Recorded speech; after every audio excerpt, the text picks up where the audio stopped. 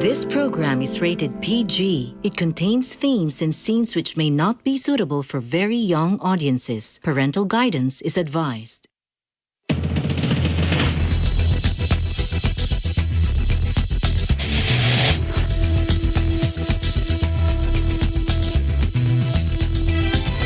We're working to connect a region of over 600 million bridges between our lands.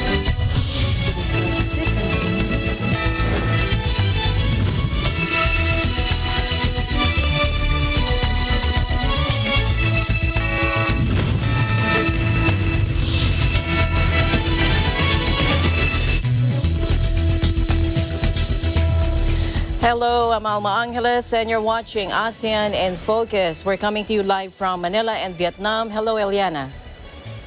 Hello, I'm Eliana Faith Sebastian from EBC Vietnam Bureau, giving you the news in the dynamic ASEAN region. On today's headlines,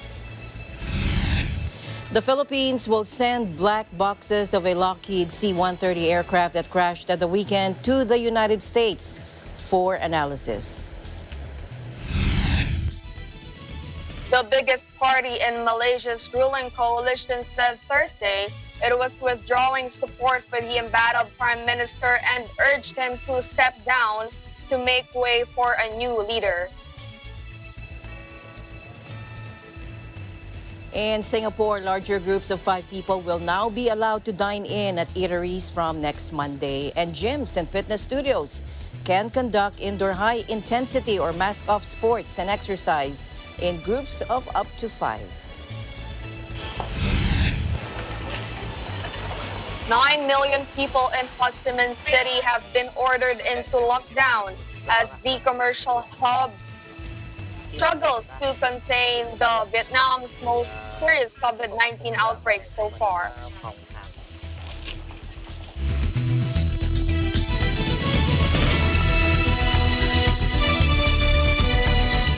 First, in the Philippines, the country will send the black boxes of the Lockheed C-130 aircraft that crashed at the weekend to the United States for analysis.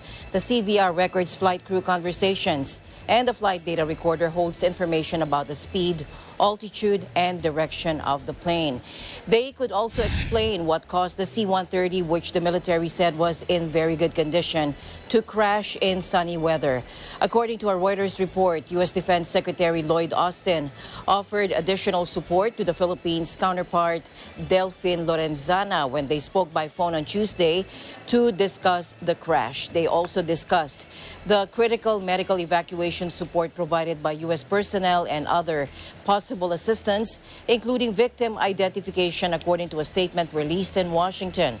The C-130 was carrying 96 people, mostly fresh Army graduates, when it overshot the runway on Sunday while trying to land on Holo Island in the southern Sulu province. Now, most of the dead were soldiers being deployed to the island, a haven for Islamist militants, as part of a counter-insurgency effort.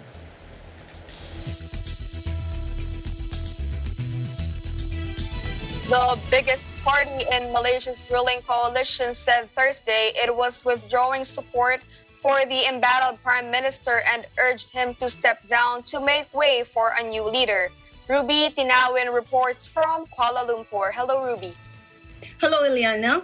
Yes, hours before the Supreme Council meeting last night, Malaysian Prime Minister's Office, PMO, has announced the appointment of Datuk Sri Ismail Sabri Yaakob as Deputy Prime Minister, while Foreign Affairs Minister Datuk Sri Hishamuddin Hussein is now a senior minister. The PMO said in a statement yesterday, Hishamuddin will head the security cluster previously under Ismail Sabri, and that he will assist Prime Minister Tan Sri Muhyiddin Yassin in the execution of the National Recovery Plan. Ismail's appointment will assist the Prime Minister in managing the administration of the country and fulfill the people's need amid the current health and economic crisis. However, he will continue to oversee the Ministry of Defense. The PMO hoped that the appointments will further enhance the capacity of the Perikatan Nasional, or the PN government, especially in facing the COVID-19 pandemic, strengthen unity among government parties, and strengthen the PN government with transparent, corruption-free, and integrity governance. According to PMO's statement, the king, Yang di-Pertuan Agong Al-Sultan Abdullah Billah Shah, has been informed of both appointments, which are effective immediately. Newly appointed Deputy Prime Minister Ismail Sabri said in a separate statement he regarded his appointment as a trust and responsibility, which has to be undertaken in a sincere and honest manner for the sake of the country's political stability and economic well-being. He added the appointment was not a privilege, but a heavy responsibility, which came at a time when the country is battling the COVID-19 pandemic and implementing the National Recovery Plan.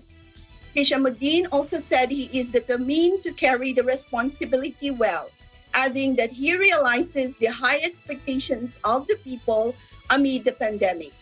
Meanwhile, in a Facebook Live broadcast early this morning, the UMNO Party President Dato Sri Ahmad Zahid Hamidi said the UMNO Supreme Council has decided to revoke the party's support of the Perikatan Nasional or PN government with immediate effect. Zahid said the government had failed to meet the conditions outlined by UMNO Supreme Council on March 11, 2020 for the party to continue supporting the government and has mentioned 7 main reasons that has led to this decision.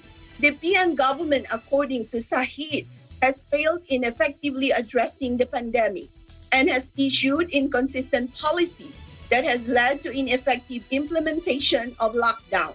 It has misused the proclamation of emergency ordinance and has been slow in managing assistance for the people. It also has failed to uphold the welfare of the public, which have led to suicide rates doubling in recent months.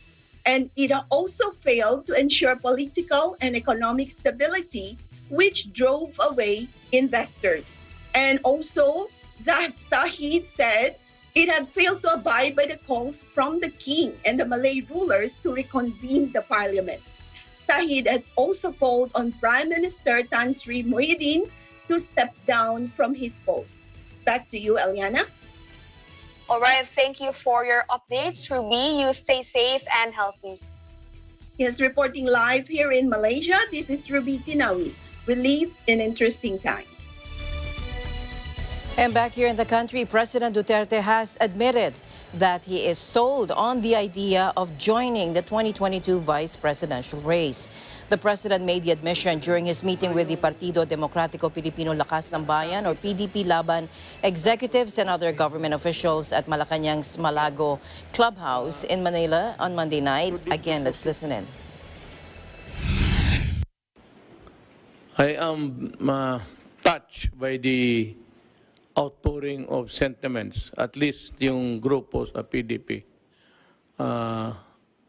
urging me to run for vice president. I remember that I made a statement a few days ago because of the incessant attacks on my person na kung anong pinagsasabi. Out of the blue, lumabas yung ano ko sa utak na kung ganito lang pala na babawiin ninyo ako, ano pa kaya kung yung wala na ako sa presidente. Pero yung inaatake ka, tapos with the statement of Pacquiao, to the proposition that I run for vice president, medyo I'm sold to the idea. So, meaning to say, I am seriously thinking of running for vice president. But let me dwell into the reality of things. Kailangan kaibiganin ko yung presidente.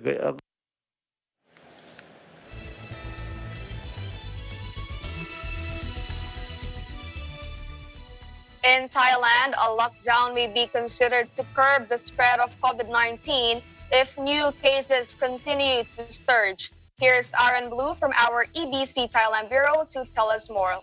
Hello, Aaron. Good afternoon, Aliana. The Center for COVID-19 Situation Administration mentioned the possibility of reaching 10,000 cases per day next week as Thailand is battling its third wave of infection and mulling a lockdown to curb the spread of the virus, according to the National Security Council Secretary General Natapol Nakawich. Let's listen in. And almost half of the new fatalities were infected by family members or were infected from being in crowded areas such as markets or places of worship. And therefore, physical distancing and mask wearing is by all means still very crucial in the prevention against transmissions.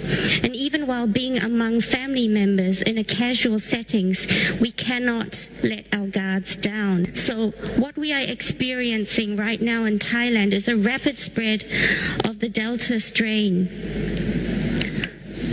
And studies on the infection rate of the Delta variant in many countries indicate that case numbers could double every 2 weeks.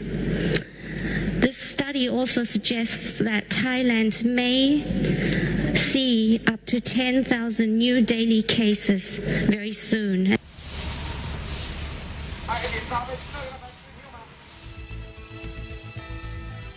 The proposal has not been made official by Ministry of Public Health, but CCSA said it is ready to consider it. General Natapol said that all factors need to consider and may wait for 15 days to assess the situation. He also added that lockdown would be imposed in areas where Delta variant is rampant, such as in Bangkok and nearby provinces, while other provinces could have been in a semi-lockdown. He added that a total lockdown would have a serious impact to those with no permanent income. According to the Ministry of Finance, almost 300 billion baht was spent on remedial measures during the lockdown last April 2020. Meanwhile, Dr. Apisay Sriramson, assistant spokeswoman of the CCSA, mentioned that majority of the infections here in Bangkok are now in a highly contagious Delta variant, and the Medical Association of Thailand had expressed concerns about the rate of transmission. It has spread to 40 provinces since April from people returning to their homes. As of now, here are the stats for the COVID-19 situation here in Thailand. We have 7,058 new infections, 4,978 new recoveries, and 75 fatalities. Back to you, Aliana. Thank you for your updates, Aaron. You always stay safe and healthy. Thank you so much. And reporting live from the Land of Smiles, this is Aaron Luke Calleja from EDC Thailand Bureau. We live in interesting times. And an update for foreigners living in Thailand and wanting to get their vaccinations. Here's Jomer Baldo joining us live from Thailand. Hello, Jomer. Please give us an update on what is the how will the foreigners get their vaccinations now? Hello, Alma. A 5,000-bed hospital is expected to be established in the compound of Bangkok's Suvarnabhumi International Airport come August of this year. According to Transport Minister Saksayam Chidchob, the new facility is being established to address the country's current hospital and bed shortage caused by a continued increase in the number of COVID-19 patients.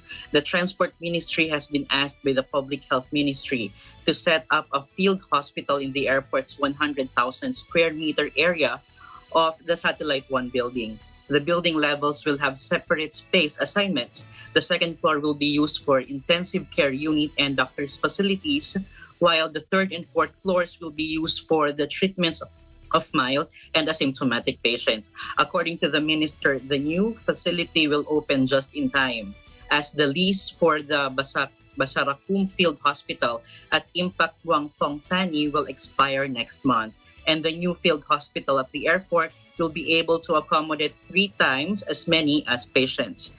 Further, another cargo terminal inside Don Mueang International Airport is also being converted into another huge field hospital with the capacity to accommodate 2,000 asymptomatic and mild COVID-19 cases. The field hospital will start its operation on July 12. Meanwhile, foreigners living in Thailand can now register for their COVID-19 vaccine directly with Vietnam 2 and Samitivej Sukhumvit hospitals. The said hospitals are only accepting applications from foreigners who age 60 or above, suffering from underlying conditions such as chronic respiratory diseases, coronary artery diseases, chronic kidney diseases,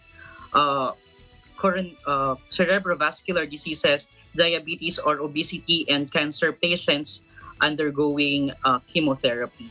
Jobs can be booked at Vietnam 2 Hospital by filling up this form at https:vietnam2international.com between July 12 and 16 from 9 a.m. to 12 noon daily.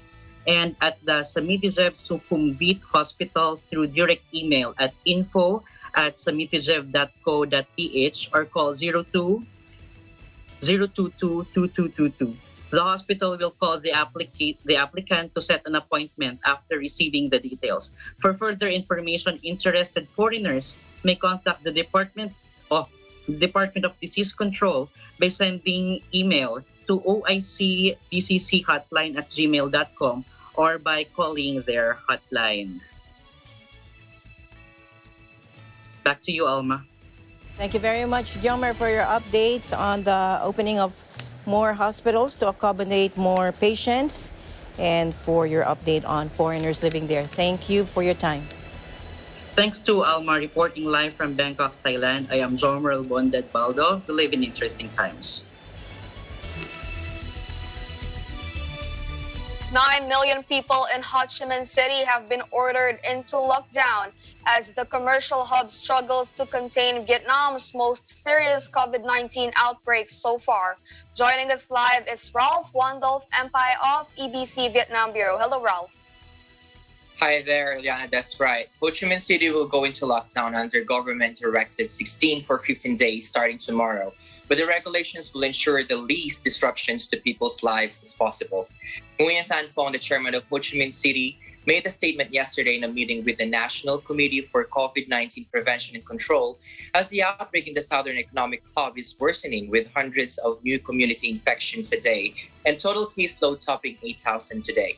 The 13 million population has stayed under social distancing order in line with Government Directive number 15, including closures of non-essential services and businesses for 38 days. But the outbreak seems to have not improved, with about 17% of registered cases since late May detected through community screening or when hospitalized. Directive 16, which was enforced nationwide during the early days of the pandemic last year, prescribes the closure of non-essential services and businesses. People are asked to stay at home and only go outside for essential trips, buying food, medicines, emergency care, going to work at essential businesses and factories. Not allowed to gather in more than 2 people outside of hospitals, schools or workplaces or in public areas, and must maintain a distance of 2 meters in public. Public transport would be halted and movement between different areas will be limited to a minimum. The order will take effect the day after the national high school exam concludes today. Fong said that the complicated developments of the pandemic, the high population density, the high volume of trade, and especially the presence of the highly transmissible Delta variant of coronavirus have posed serious challenges for the city. Now, Liliana, in other news, the first shipment of 97,110 doses of Pfizer BioNTech COVID-19 vaccines arrived at Noi Bai International Airport in Hanoi yesterday morning. In total, the 31 million doses will be supplied to Vietnam in 2021. More shipments of Pfizer vaccines to Vietnam in subsequent weeks to ensure that Vietnam will receive 3 million doses in the third quarter, while the delivery of the remaining 28 million doses will be fulfilled in the final quarter. The mRNA vaccine with product name Comirnaty was given conditional authorization for emergency use in Vietnam by health authorities on June 12, 2021. The Vietnamese Health Ministry thanked Pfizer for providing training and guidance to readily receive and use its COVID-19 vaccine. Vietnamese Deputy Health Minister Truong Quoc Phuong said. He urged Pfizer to ensure its delivery schedule of 31 million doses within this year and consider supplying another 20 million doses as well as the possibility of vaccine production technology transfer in the future. It was also confirmed that 2 million doses of Moderna COVID-19 as donation from the U.S. government will arrive in Vietnam soon. Back to you, Eliana. All right, Ralph, thank you for giving us the latest updates on COVID-19 there in Vietnam. Please do stay safe and healthy. Likewise, Liana reporting live from Da Nang, Vietnam. I am Ralph Wandel Penpai. We live in interesting times. In Singapore, larger groups of 5 people will now be allowed to dine in at eateries from next Monday. That and other easing of restrictions. Joining us live from Singapore, here's Heather Pilar Clemente. Hello, Heather. Hello, Alma. So starting July 12, larger gatherings of up to 5 individuals will be allowed to dine in, and wedding receptions will be allowed as Singapore eases limitations on safe distancing measures as the COVID-19 situation improves. These new measures were announced on Wednesday in a virtual press conference by the COVID-19 Multi-Ministry Task Force leading Singapore's pandemic response, and said that gyms and fitness studios can also conduct indoor sports and exercise activities where participants should be separated into groups of up to 5 people. Restrictions could be eased further if the situation remains stable. For instance, the cap for social gatherings could be increased up to 8. According to the virtual press conference, working from home will remain the default arrangement, though social and recreational gatherings at the workplace will also be allowed for up to 5 people. Companies should continue to stagger their start times and provide flexible working hours for employees who need to be in the office.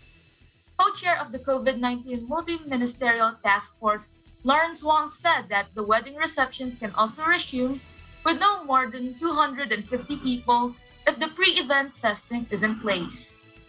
The Ministry of Culture, Community and Youth added that it had updated an advisory on religious organizations and places of worship.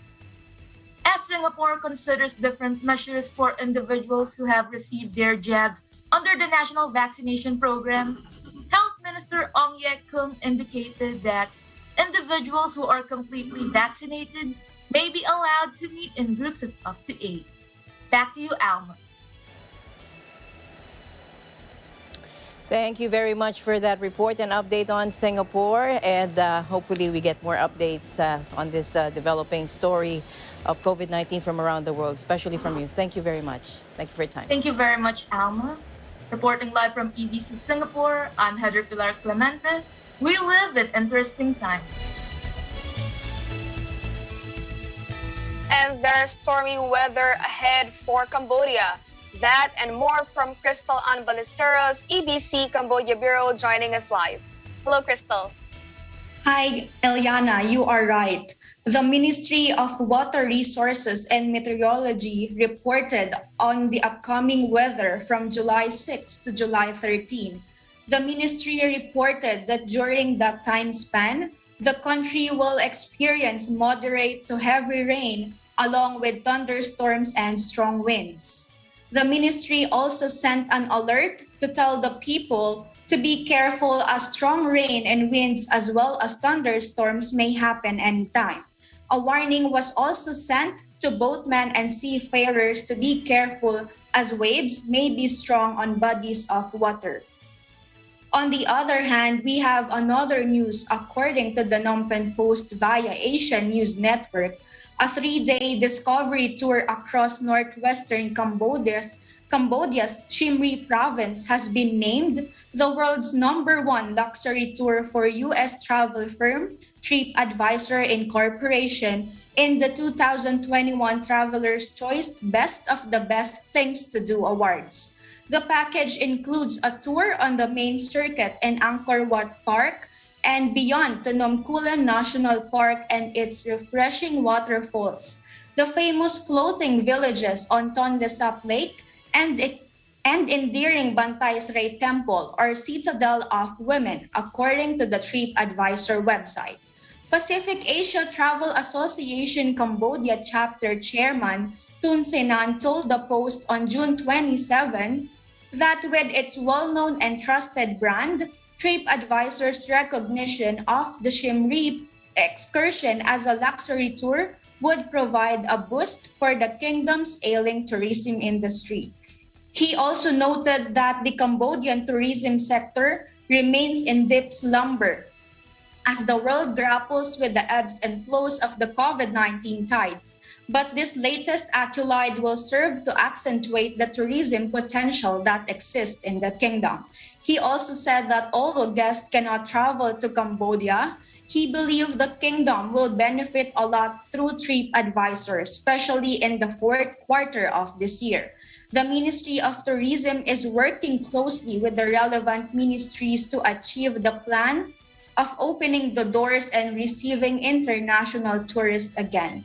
He has likened TripAdvisor Analytics to a major international benchmark of the modern age tourism industry.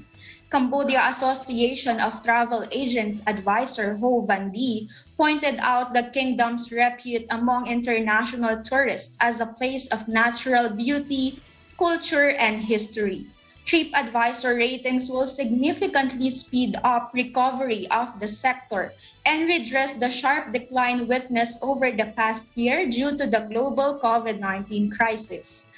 The global travel industry has been hit particularly hard by the coronavirus pandemic, with airlines in the darkest moments of the health crisis cutting flights and laying off workers in a desperate bid to conserve cash and keep global supply chains operating. And international tourism to Cambodia remains a shadow of what it once was.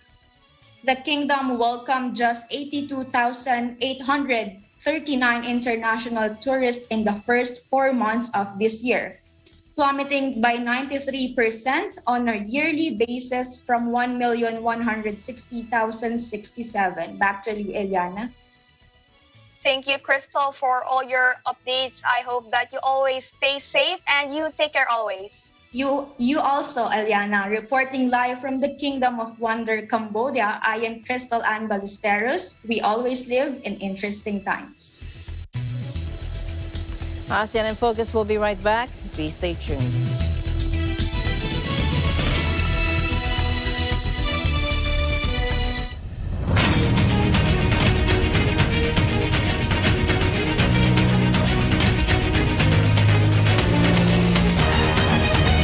Sumali po kami ng PNA.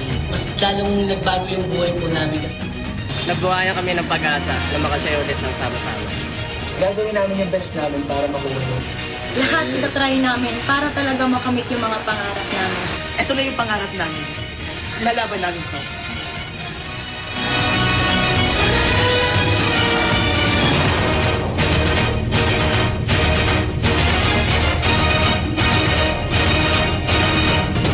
This program is supported by Magnolia Incorporated. Magnolia ready-to-cook fried chicken. Worry-free na on your next family meal. Yan ang alagang Magnolia. Pure Foods Tender Juicy Hot Dog. Walang duda, kids can tell na #1 ang Pure Foods Tender Juicy Hot Dog. Sandig sugar-free white coffee. Sarap ng white coffee, now sugar-free. B-Mag Premium and ProTac Plus Gold. SMC Infrastructure and Skyway Stage 3 Citrus Central Expressway Corporation. San Miguel Foundation Incorporated. Max Pro Northern Cement. Lamang ka dito.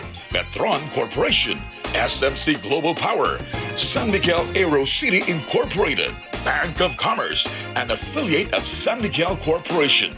We think customers.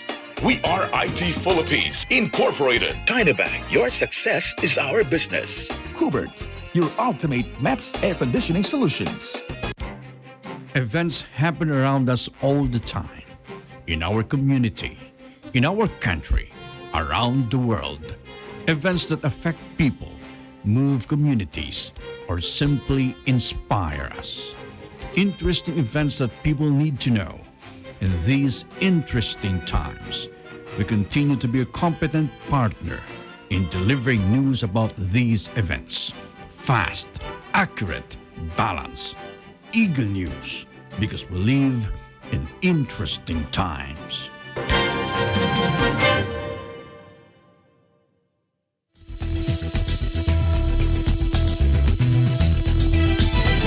Back here in the country, the Philippine Genome Center Executive Director Cynthia Saloma has explained why the Lambda variant has become an emerging global public health risk. The new Lambda variant of the coronavirus disease, which has so far spread to 30 countries, has been declared a variant of interest by the World Health Organization. Take a look. Bakit naman naging global public health risk itong Lambda variant? Kasi nga po, among the many countries around the world, yung Peru kung saan naitala una itong variant of interest na Lambda, pinakamataas po yung kanyang death rate, kung baga yung deaths per million population, na siya po yung pinakamarami around the world. And simula po ng Abril, ang number of cases na or lineages ng SARS-CoV-2 na nasa ganitong lineage, Lambda, mataas po. In fact, in April, maliit lang naman po kasi yung effort sa sequencing ng Peru, pero as many as 98% of their sequences in April was actually the Lambda variant, tapos sa May, mga 94%. Kaya kung titingnan mo, Yusek, di ba, ang dami ng cases, nagtinap yung Lambda variant sa Peru, at the same time, mataas po yung kanilang case fatality rate, at saka yung rate per death rate nila per million population, mga 5,700. So, kaya binabantayan talaga natin ito, ano? Pero kung as to whether or not it has really increased transmissibility or gives more severe symptoms, wala pa po tayong sufficient data for that. For the variants of concern, it can be alpha, beta, gamma, and delta. Lahat po sila, meron namang mga evidence of some reduction in the neutralization ng ating mga antibodies. Sa Lambda po, yung pinakabagong data na nakikita natin is a publication na hindi pa naman na-referee based on pseudovirus. Kumbaga sa laboratory experiments nila, nakikita nila na mayroon tendency increase transmissibility itong ating Lambda variant at mayroon din siyang immune evasion. Kumbaga yung mga antibodies that were collected from people who have been previously infected or have been vaccinated, medyo bumaba po compared sa wild type or the B6140 variant. So, simula pa mga early February, March, lahat po ng mga VOIs and VOCs, tsaka yung may mga mutations sa mga regions ng spike protein, binabantayan po natin yan. So, sa ating nearly 8,000, mga 7,800 na nating whole genome sequences, simula po ng Enero, wala pa po tayo nakita ni isang C.7 variant.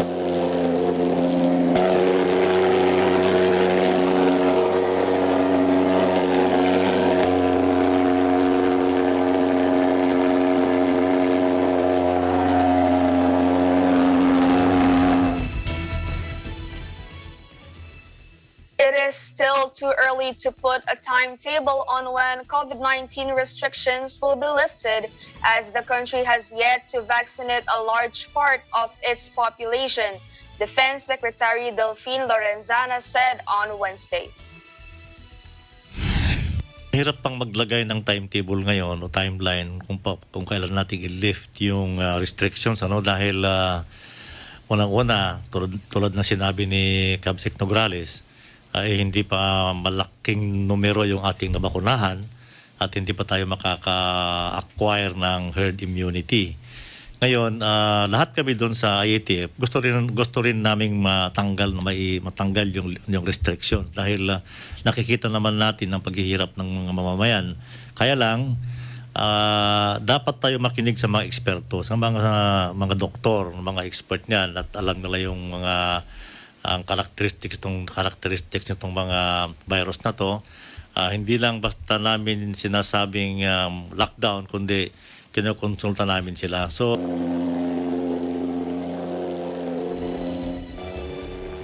The Interagency Task Force for the Management of Emerging Infectious Diseases is implementing 4 quarantine classifications: the strictest enhanced community quarantine or ECQ, modified ECQ or the MECQ, general community quarantine or GCQ, and the most relaxed modified GCQ or MGCQ.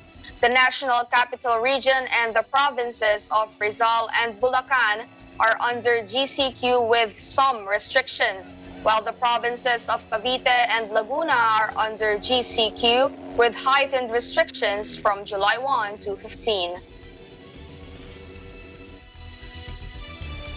Now we go to Malaysia, where some people are now struggling to make ends meet during a worsening coronavirus outbreak that have hoisted white flags outside their homes. Now this is a desperate plea for help that has swept the country. Authorities imposed a second strict nationwide lockdown last month in response to a surge in COVID cases. And many low-income workers who live hand-to-mouth have lost their jobs again after a ban on non-essential businesses. Take a look. That's a phenomenon that underlies desperation. Desperation where the expectation is, the aspiration is that people in the community or NGOs in the community support each other. So what we try to do in responding to the white flag phenomenon in Klang is we provide a balanced diet, meaning that we can provide food for at least about 7 or 8 days, and with a smaller family, maybe about 10 days. And we support that with vegetables and fish as well. And I can tell you, lots of Malaysian families are in distress at this time. Lots and lots of them. Now, the white flags, often little more than strips of cotton or T-shirts, have sprung up outside homes of the needy around the country in the past week. And it prompted an outpouring of sympathy and donations from the public. Members of the public are bringing food to households that have signaled their distress, while businesses are also donating, with the noodle maker sending workers to deliver food in worst-hit Selangor State outside Kuala Lumpur. Popular Malaysian rapper Ultimate also pledged to donate food in a message to his nearly 400,000 Instagram followers. Only essential businesses such as supermarkets and medical clinics have been allowed to operate since last month. Growing desperation is reflected in rising suicides. Police recorded more than 450 in the first 5 months of this year compared to 631 for all of 2020. Referring to the figures, Malaysia's top health official Nur Hisham Abdullah said the pandemic had a huge impact on people's health, mental health, especially those cut off from support networks of friends and family. Meanwhile, there is little sign of Malaysia's latest outbreak slowing despite the lockdown. Officials just reported over 7,600 cases and more than 100 deaths last Tuesday.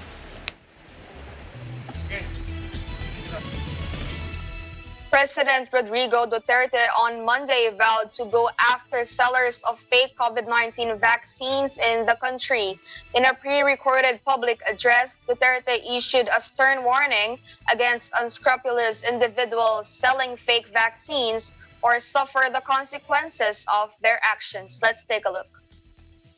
I order every relevant authority to investigate this matter thoroughly and press charges accordingly. On Monday afternoon, Duterte welcomed the arrival of 1 million doses of the CoronaVac COVID-19 vaccine purchased by the government from Chinese drug maker Sinovac Biotech. A total of 700 million pesos was spent by the government for the purchase of the 1 million doses of CoronaVac.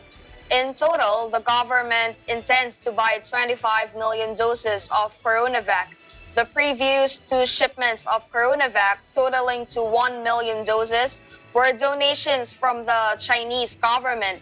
The bulk of vaccine doses from various brands are expected to arrive by the second quarter of the year. The government aims to inoculate 50 million to 70 million Filipinos nationwide, but it is not making inoculation against COVID-19 mandatory. Staying in the Philippines, Cabinet Secretary Carlo Nograles expressed confidence that population protection will be achieved before the year end, as the number of COVID-19 vaccines arriving in the country continues to increase. During the pre-State of the Nation address, or SONA virtual presser, Mr. Nograles said the population protection target by end of 2021 is still achievable, considering that the country is expected to receive the biggest vaccine deliveries in July. Yan na pinaplano natin. So July, magkakaroon talaga ng surge ng vaccines na darating at agad naman natin i-deploy. And that is a good way to start the second half of the year. And we still remain confident na by before the end of 2021, 50 million to 70 million Filipinos will have been inoculated already. By the third quarter of 2021, halos by the end of the third quarter, we would be approaching already yung population protection. And so going towards that, we will be more confident in opening up more of the economy, getting people back to work. At dito na po natin mararamdaman yung tinatawag nating transition to the new normal. No? So it's not it's going to be a phase-by-phase approach. Kaya nga every week yung meeting natin ng IATF para unti-unti and safely natin bubuksan yung ekonomiya para makabalik tayo sa new normal or the normal way of doing things before. So things are looking up.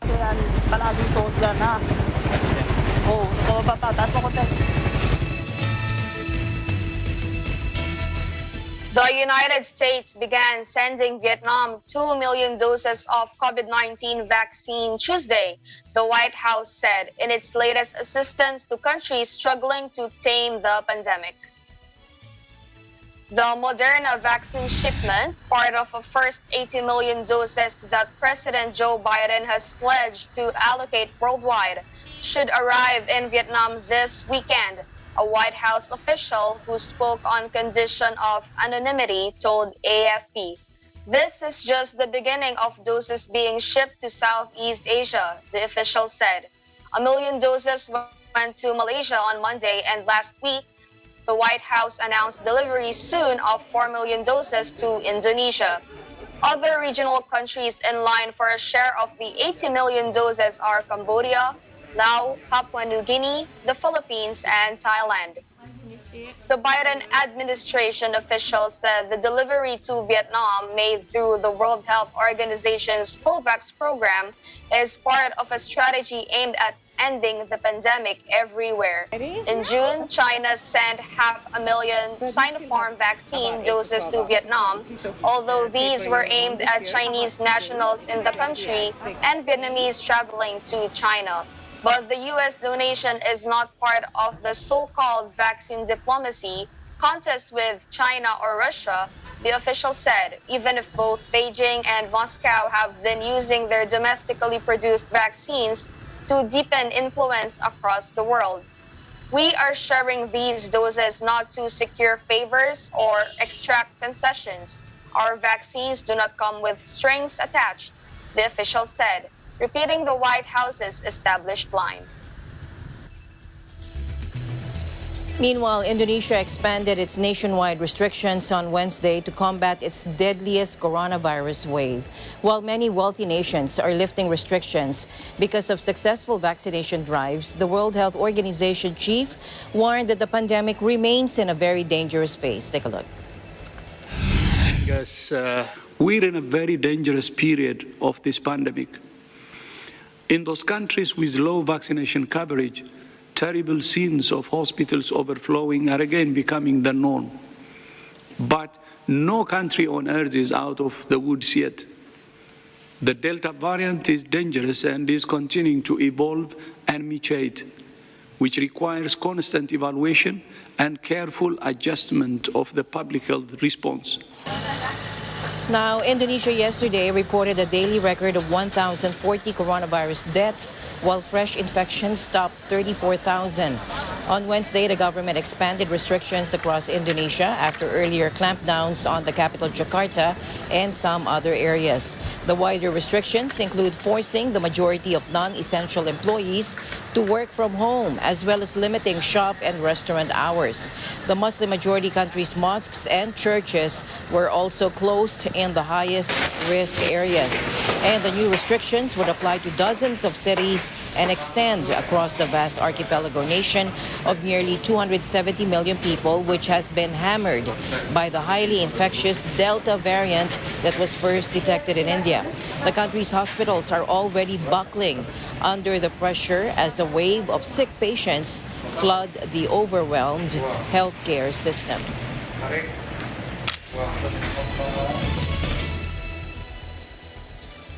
ASEAN in Focus will be back after a short break.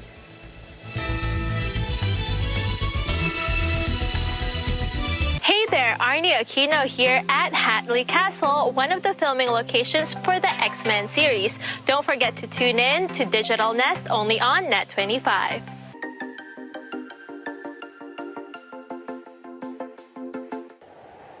Innovation, digital disruption, globalization. Startups, micro, small, and medium enterprises, as well as large corporations, all face interesting challenges in the market today. Peek into the world of exciting opportunities and partnerships to drive growth with the latest business news and information. We are open for business. Your weekly dose of entrepreneurial inspiration to update you on the latest developments in the world of business. Get up close and personal with CEOs and thought leaders to help you discover valuable insights, sharpen your instincts for smart decision making with the latest markets and economic trends, disruptive ideas, global innovation, social entrepreneurship, and other leading-edge business ideas. Join the conversations to create a more vibrant environment for entrepreneurship.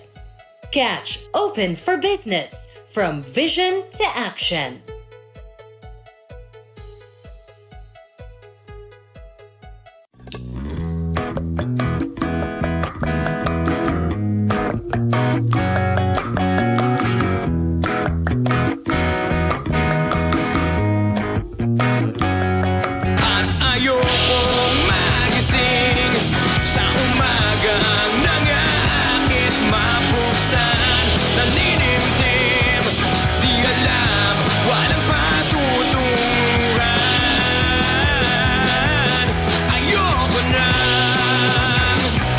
Hey guys, Yael here of Sponge Cola. We're going to be guests on Letters and Music this Saturday, July 10, 1 to 2 p.m., both on air and online, only on Net25. See ya.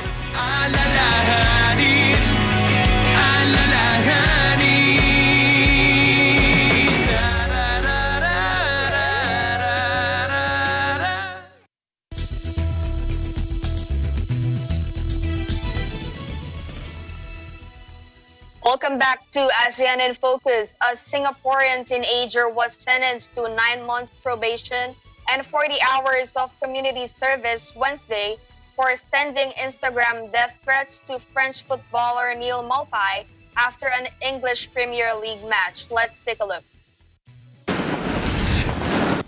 Client is relieved to be put on probation. I think he is prepared to put this matter behind him, prepared to focus on his rehabilitation, focus on the next step forward. I think much has been said in court about his remorse. I mean, the remorse is evident. He has written an apology to Mr. Maupay. This will be forwarded to Mr. Maupay directly by the investigation officer. And here's Singaporean teenager Derek Darren leaving court after he was sentenced to 9 months probation and 40 hours community service for sending death threats to English Premier League footballer Neil Maupay after becoming angry while watching a match. Derek Darren, 19, sent several threatening direct messages to Brighton Hove Albion forward Maupay last year from the Southeast Asian state, according to court documents. The teenager was angered after watching a collision on television between Maupay and Arsenal goalkeeper Bernd Leno during a match in June last year that led to the goalie being stretchered off in the first half. Brighton's forward later scored the winning goal in a crucial win for the bottom of the table team. Blaming Maupay for the injury and furious at Arsenal's loss, Ernst sent several Instagram messages in which he threatened to kill Maupay and his family, according to the court document. And Indonesian authorities are dressing up as ghosts as part of a campaign to highlight the new virus restrictions. Take a look. Di rumah aja. Selain dengan vaksin, kita bisa melakukan di rumah aja. Selain dengan vaksin, kita bisa melakukan dengan cara 5M, yaitu menjaga jarak. Malam ini melaksanakan kegiatan edukasi terkait protokol kesehatan COVID-19 yang mana hal ini kita sampaikan kepada masyarakat. Ini adalah bentuk gambaran akibat kurangnya kita disiplin terkait prokes kesehatan COVID-19.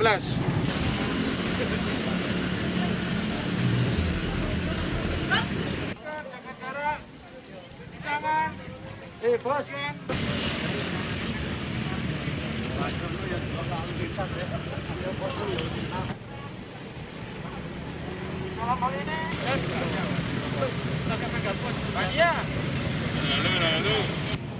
Vaksin itu aman dan halal. Mungkin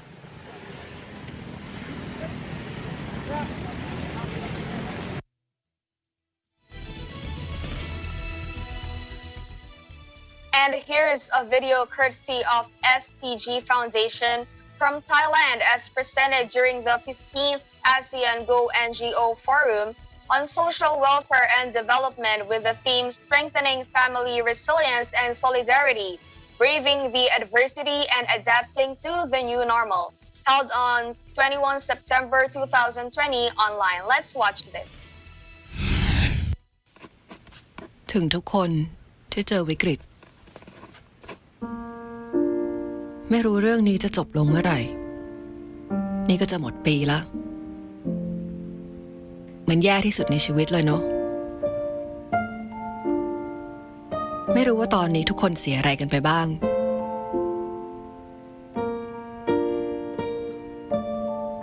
แต่ยังไงก็อย่าเพิ่งหมดหวังนะเชฟวันเคยทำงานในภัตตาคารหรูๆก็ต้องปรับตัวมาหัดขายอาหารบนรถเข็นไม่มีผู้ช่วยไม่มีแอร์เหมือนแต่ก่อนตอนแรกแกก็เขินๆแต่แกบอกว่าไม่มีกินมันเขินกว่า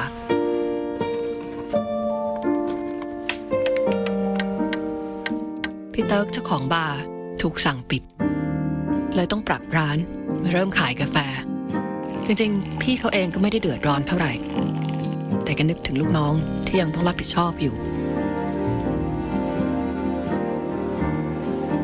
พี่นศพลเสียอาชีพช่างในเมืองไปแกบอกว่าเครียดไปก็เท่านั้นเรื่องมันเกิดขึ้นแล้วเลยคิดกลับบ้านไปทำสวนเอาความรู้ช่างมาปรับเล้าไก่ทำเป็นคอนโดไก่สร้างรายได้ดีกว่าฝ้ายแค่อยากจะบอกทุกคนว่าไม่ต้องกลัวนะเราทุกคนมีสิ่งพิเศษที่ธรรมชาติให้มานั่นคือการปรับตัวเราจะปรับตัวได้เองเรียนรู้ได้เองทำมันได้เองและผ่านไปได้เอง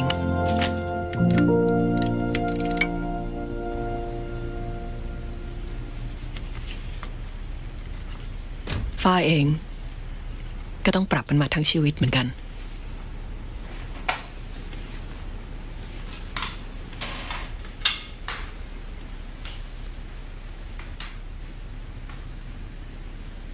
มาแล้วทุกคนมาแต่งหน้ากันเลยดีกว่านะคะเพื่อไม่ให้การเสียเวลาเนาะฝ้ายก็จะใช้แปรงในการลงแป้งพัฟในวันนี้ไม่ว่าเราจะเสียอะไรไปแค่ไหนก็ตามถ้าคุณเสียงานเสียเงินหรือกำลังเสียใจหมดหนทางอยู่ในตอนนี้ขอแค่ใจสู้และอดทนอีกไม่นานสมองร่างกายและสัญชาตญาณจะพาเราดิ้นรนผ่านมันไปได้เอง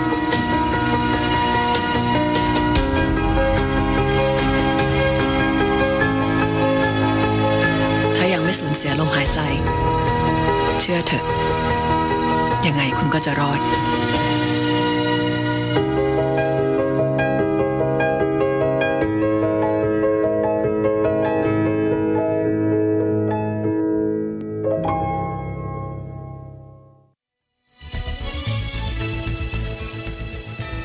something to give us hope. Thank you for joining me today and keeping me company, Eliana. Thank you so much, Alma. And that's the latest news in the ASEAN region. Thank you for joining us here in ASEAN in Focus. I'm Eliana Faith Sebastian from EBC Vietnam Bureau, and we live in interesting times. And we'll see you back tomorrow. I'm Alma Angeles. We live in interesting times.